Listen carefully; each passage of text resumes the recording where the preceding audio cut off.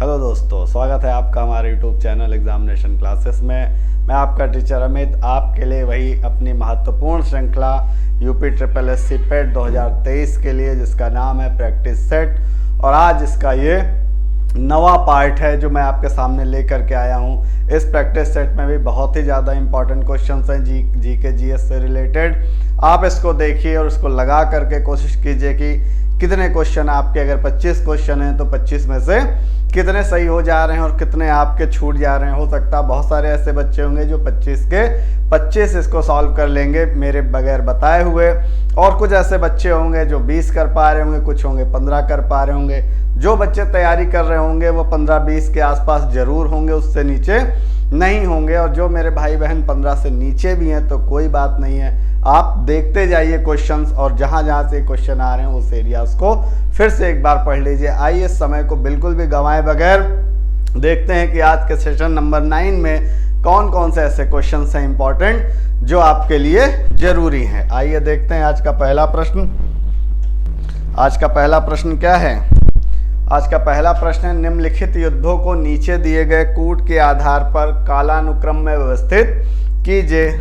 पहले धर्मत, फिर बहादुरपुर है, फिर खजुआ है, फिर सामूगढ़ है। तो आपको ये बताना है कि कौन सा युद्ध कब हुआ था। आप अच्छे से क्वेश्चंस को देखिए और बताइए कि कौन सा युद्ध पहले हुए था और कौन सा युद्ध बाद में हुआ था। ठीक है, देख करके बताइए, आप फटाफट बताइए।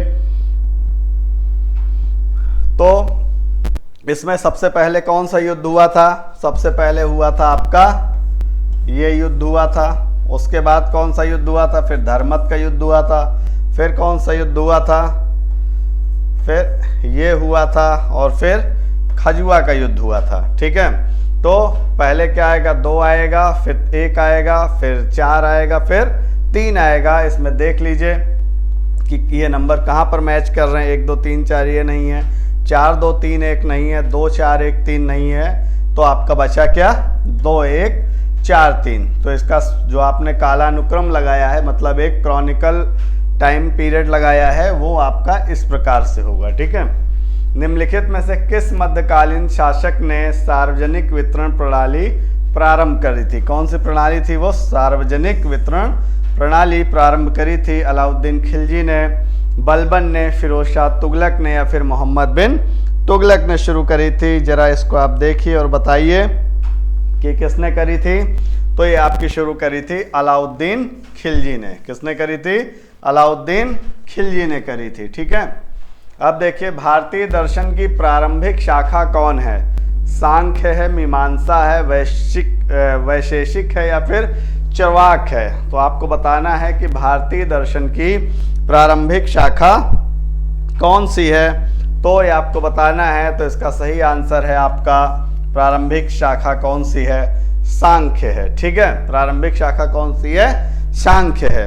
अगला देखिए, द्वितीय बौद्ध समिति का आयोजन कहाँ हुआ था? राजगृह में, वैशाली में, पाटलिपुत्र में और काशी में। काशी यानी अब जो इस समय कहाँ पर है? बनारस में है या वाराणसी में है। ये आपको बताना है कि द्वितीय बौद्ध संगति का आरंभ कहाँ हुआ था या आयोजन कहाँ पर हुआ था। ठीक है, फटाफट बताइए।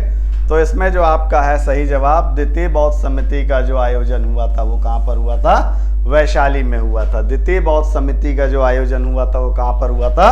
वैशाली में हुआ था। चंदूड़ों के उत्खनन का निर्देशन किया था, मतलब किसने किया था? जॉन मार्शल ने, J.H. मैके ने, R.E.M. व्हीलर ने, या फिर ऑरेल स्टाइन ने।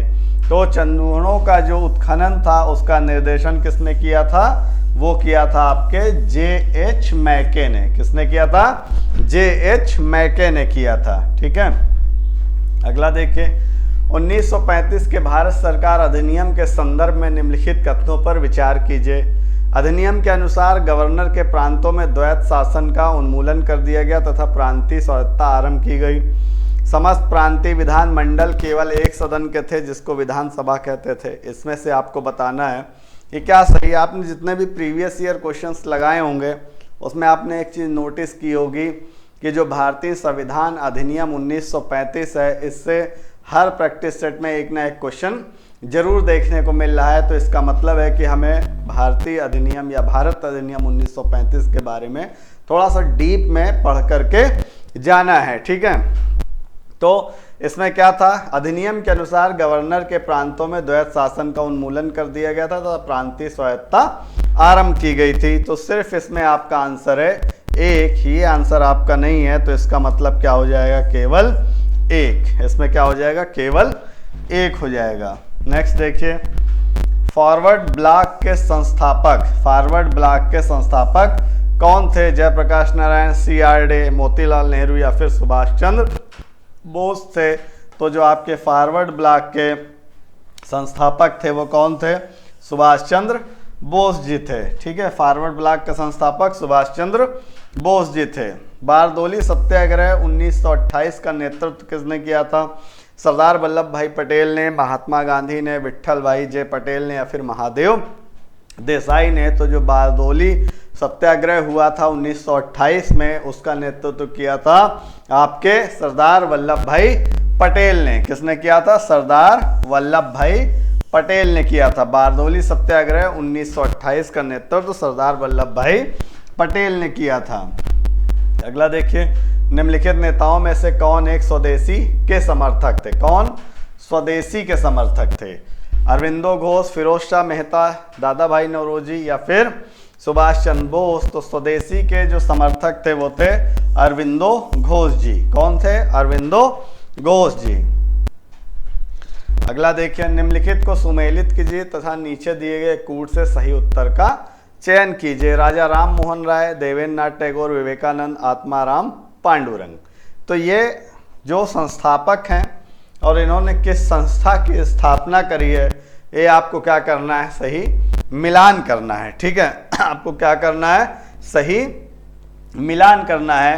तो जो राजा राम मोहन राय थे उन्होंने किसकी स्थापना करी थी, आप बताइए। देवेंद्र नाथ टैगोर ने किसकी स्थापना की थी? विवेकानंद ने किसकी की थी? और आत्माराम पांडुरंग ने किस चीज़ की स्थापना की थी, ठीक है। तो आपको अच्छे से मालूम है कि राजा राम मोहन राय ने क्या किया था, आत्मीय समाज की स्थापना करी थी। देवेंद्र नाथ टैगोर ने क्या किया था, तत्व बोधनी सभा का स्थापना किया था। विवेकानंद ने क्या किया था, आपके रामकृष्ण मिशन। और लास्ट आत्माराम पांडुरंग ने किया था प्रार्थना समाज। तो इस हिसाब से एक का जिसमें दो हो, तो इसमें देखिए दोनों तो नहीं है, एक का दो सिर्फ एक में है। इसका मतलब है कि आंसर नंबर आपका क्या सही है, ए सही है, ठीक है। ठीक, आंसर नंबर ए सही है। अगला देखिए, निम्नलिखित में से कौन सा युग्म सही सुमेलित नहीं है? घाना, अक्रा, नामीबिया, विंडहाक, केन्या, नैरोबी या नाइजीरिया, रबात। तो ये तीनों सही हैं। आपका क्या है आंसर? सही आंसर क्या है आपका? नाइजीरिया और रबात, ठीक है। ये राजधानी है, देश और राजधानी। कथन है काली कपास वाली मृदाएं वर्षाहीन खेती के लिए आदर्श हैं। कारण है काली कपास वाली मृदाएं सूक्ष्म कणिक फाइन ग्रेनाइट हैं, मतलब ग्रेन्ड होती हैं, मतलब बहुत छोटे छोटे इसमें कण होते हैं। ग्रेन का मतलब क्या होता है? कण होता है, छोटे छोटे। ग्रेन्स मतलब कण, फाइन ग्रेन्ड है। तो इसमें आपको देना है कि उत्तर क्या है, ये सही है, ये इसका सही विवेचन कर रहा है, व्याख्या कर रहा है या नहीं कर रहा है। तो आइए देखते हैं। ए और आर दोनों सही हैं तथा आर ए की सही व्याख्या करता है। ए और आर दोनों सही है परंतु आर ए की सही व्याख्या नहीं करता। ए सही है परंतु आर गलत है। ए गलत है परंतु आर सही है। तो इसमें जो आपका ये है तो ये आपका गलत है और आपका आर सही है, ठीक है। ए गलत है परंतु आर सही है, इसका मतलब आपका आंसर नंबर डी होता है। अगला देखिए, जम्मू श्रीनगर राजमार्ग पर जवाहर सुरंग संबंधित है। किससे संबंधित है? पीर पंजाल श्रेणी से, काराकोरम श्रेणी से, जस्कर श्रेणी से या फिर त्रिकुट श्रेणी से। तो जो आपकी जवाहर सुरंग है वो किससे संबंधित है? वो आपके संबंधित है पीर पंजाल श्रेणी से। किससे संबंधित है? पीर पंजाल श्रेणी से संबंधित है, ठीक है। अगला देखिए, भारत के किस राज्य में महिला साक्षरता दर न्यूनतम है? मतलब भारतीय कौन सा ऐसा राज्य है जहां महिला साक्षरता न्यूनतम है? तो ये आपका सीधे सीधे आप देख लीजिए कि कहां पर है, बिहार में है, जहां महिला साक्षरता 0 है, ठीक है। अगला देखिए, भारत में मुद्रा करेंसी की आंशिक परिवर्तनीयता का अर्थ क्या होता है? बाजार शक्तियों द्वारा निर्धारित पूर्ण स्वतंत्र विनिमय दर, या फिर भुगतान संतुलन के चालू खाते पर परिवर्तनीयता, भुगतान संतुलन के पूंजी खाते पर परिवर्तनीयता, या फिर भारतीय रिजर्व बैंक की अनुमति के द्वारा ही परिवर्तनीयता। तो आपका सीधा आंसर है क्या? भुगतान संतुलन के चालू खाते पर परिवर्तनीयता। ठीक है, ये क्या होता है? ये भारत में करेंसी की आंशिक परिवर्तनीयता का अर्थ होता है। समझ गए? अगला देखिए, भारत में निर्धनता के स्तर का आकलन किया जाता है विभिन्न राज्यों में प्रति व्यक्ति आय के आधार पर, या फिर परिवार की औसत आय के आधार पर, परिवार के उपभोग व्यय के आधार पर, या फिर देश की मलिन बस्तियों की जनसंख्या के आधार पर। तो ना तो ये, ना तो ये, ना तो ये। तो आपका सही आंसर क्या हो जाएगा? परिवार के उपभोग व्यय के आधार पर। ठीक, अगला देखिए, भारत में, अच्छा ये दोबारा क्वेश्चन आ गया है। नेक्स्ट देखिए, भारत में हरित क्रांति के प्रणेता कौन थे? भारत में हरित क्रांति के प्रणेता कौन थे? J K. Mehta, R K. Mukherjee, M S. Swaminathan, या उपरोक्त में से कोई नहीं। तो ये सब जानते हैं, ये बार बार बहुत बार ये क्वेश्चन अलग अलग डिफरेंट लेवल ऑफ एग्जाम्स में ये क्वेश्चन पूछा गया है। बार बार ये क्वेश्चन पूछा जाता रहा है क्योंकि इम्पॉर्टेंट है। नरसिम्हन समिति निम्नलिखित में से किस सुधार के लिए संबंधित थी? उच्च शिक्षा सुधार, कर संरचना सुधार, बैंकिंग संरचना में सुधार, या फिर नियोजन कार्यान्वयन में सुधार। ठीक है, तो ये किससे संबंधित थी? बैंकिंग संरचना में सुधार। जो आपकी नरसिम्हन समिति थी वो किसके लिए थी? बैंकिंग संरचना में सुधार के लिए थी। ठीक है, राजकोषीय नीति, राजकोषीय नीति का विनिधान है, क्या है? पूंजी निर्माण, बेरोजगारी, घाटे की बजट नीति, उपयोग में से कोई नहीं। राजकोषीय नीति का विनिधान है घाटे की बजट नीति। क्या चीज है? घाटे की बजट नीति। ठीक है, अगला देखिए, अक्टूबर 1959 में पंचायती राज भारत में सर्वप्रथम आरंभ किया गया था। राजस्थान में, तमिलनाडु में, केरल में, या फिर कर्नाटक में। तो 1959 में जो सर्वप्रथम पंचायती राज हुआ था शुरुआत, वो कहाँ पर हुई थी? राजस्थान में हुई थी। कहाँ पर हुई थी? राजस्थान में हुई थी। ये क्वेश्चन भी बहुत बार अलग अलग एग्जाम्स में पूछा गया है। राष्ट्रपति लोकसभा को कब भंग कर सकता है? भारत के प्रधानमंत्री न्यायाधीश की अनुशंसा पर, लोकसभा की अनुशंसा पर, केंद्रीय मंत्रिमंडल की अनुशंसा पर, या फिर राज्यसभा की अनुशंसा पर। तो जो राष्ट्रपति है वो लोकसभा को कब भंग कर सकता है? तो बच्चे वो कर सकता है कब? जब केंद्रीय मंत्रिमंडल की अनुशंसा हो जाए। उसको भंग करने की केंद्रीय मंत्रिमंडल की अनुशंसा हो जाए तब वो भंग कर सकता है। संघीय संविधान की समान विशेषताओं की सूची नीचे दी गई है एवं अंत में दिए गए कूट की सहायता से उन विशेषताओं का चयन कीजिए। सूची क्या है? लिखित एवं कठोर संविधान, केंद्र और संघारित इकाइयों के मध्य शक्तियों का बंटवारा, विधायिका और कार्यपालिका के मध्य शक्ति पृथक्करण, या फिर द्विसदनीय राष्ट्रीय विधान मंडल। तो इसमें से कौन सी है जो हमारी किसकी है? संघीय संविधान की समान विशेषताएं हैं। ठीक है, तो लिखित और क्या है? ये कठोर संविधान तो है ही है। ठीक है, क्या है? लिखित और कठोर संविधान है। अगला क्या है? केंद्र और संघारित इकाइयों के मध्य शक्तियों का बंटवारा है, ये भी सही है। और उसके बाद क्या है आपका?